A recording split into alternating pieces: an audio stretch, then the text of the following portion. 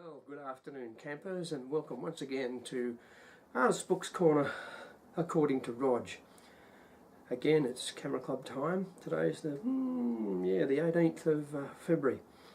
So it's Camera Club meeting next week. I'll be in Christmas Island, so I won't be here.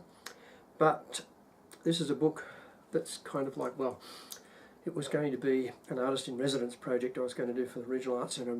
They knocked it back, and so they missed out, and the rest of the world will actually see what I was going to do.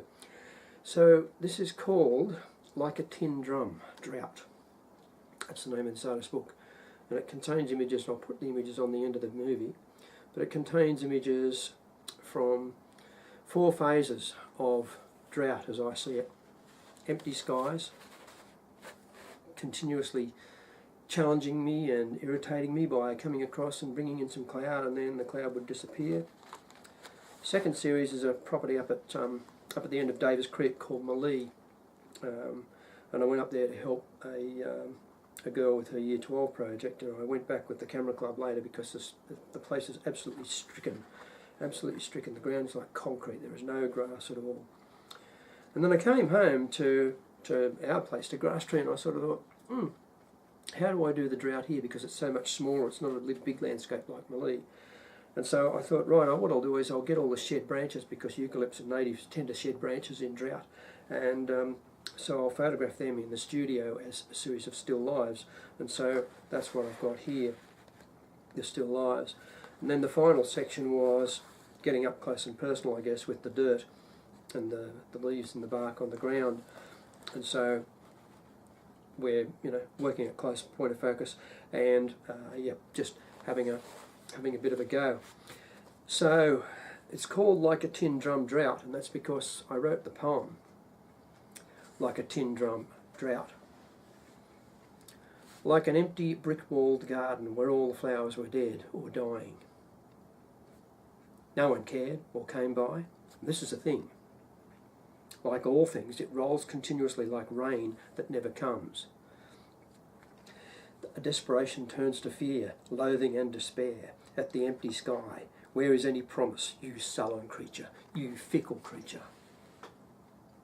Meanwhile, grass continues to break under my foot's touch. My hands brush. Grass isn't really there, it's just moving dust that continues here and pervades the air. Its dry, relentless promise of happiness. Yet as a battered sea, my land, my sponsored spot on this planet, lies waiting for change, spread vast brown to black and almost empty, like as if some promise had been made between it and a master. Old man's talk of gifts, and gifting and relentless overbearance. Tardy and intolerant, the land waits, sullen and unspoken, busted if not broken. The continuity of sun, that sleepless bastard, sky-eye burning, dry ground, with nothing left to offer. All is crushed beneath the sound of expectation. Waiting ears lie patient underneath their anger, angry at all things, quiet, but angry at all things. It's like a bloodied cross, standing sullen in the heat, its dried poem in blood, black, bearing no life, no memory of either, lost consciousness of what has gone before. It stands mute under that galling sun, bringer of life. It turned its sword into other things, impermanence, debilitation, smug, winning way, enough to make you look skyward once again and say, enough.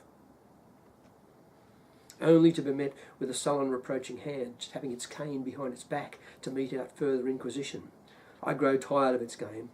I had always held this planet in high regard, but now I think even I am broken, strung from some petard, jiggling from nerves, not energy, as I have none. I will none. I know none. I have none. I have forgotten. And so eventually some rain does fall. It sinks quickly into hungry land, starving earth, then it is gone.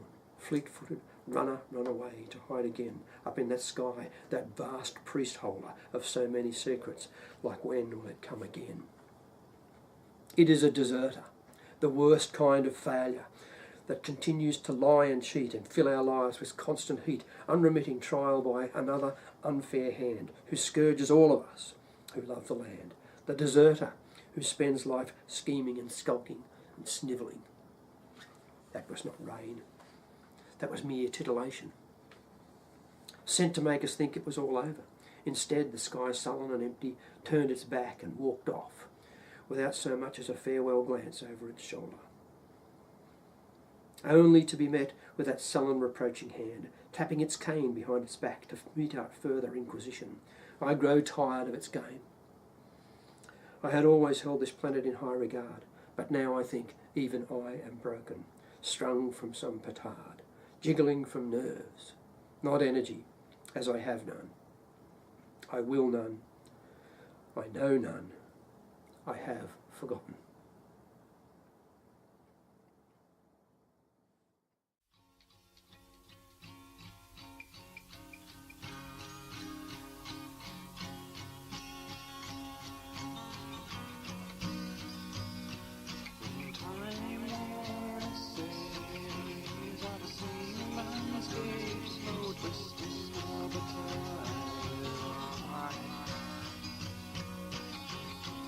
Separation,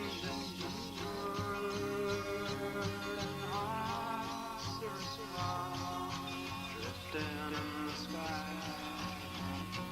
ancient structures, quiet country streets, those were the days, the roads.